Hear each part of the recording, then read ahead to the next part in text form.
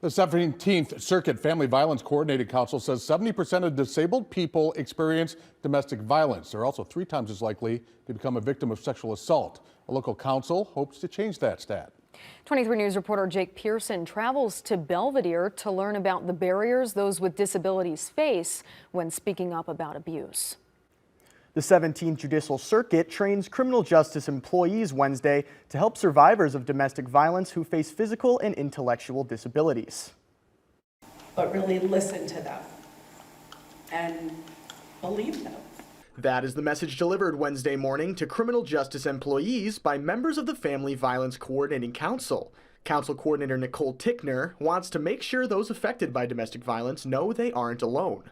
Especially those with disabilities. We do know that people with disabilities are at risk of higher levels of domestic violence and sexual assault.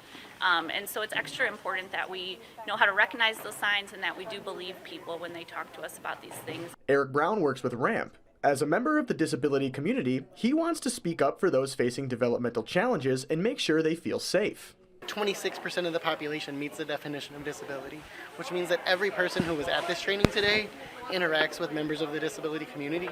So we want to make sure that they have the tools they need to be able to serve those folks. Data from the National Crime Victim Survey shows people facing cognitive challenges face the highest rate of victimization and deal with more barriers when asking for help, a trend Brown is pushing to change.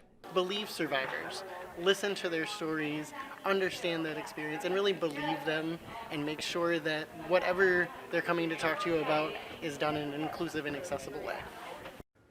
Abuse against people with disabilities can take non-traditional forms too, including the withholding of medications and using a disability to shame or humiliate those with disorders. Witnesses to domestic violence should call the National Domestic Violence Hotline for 24-hour assistance.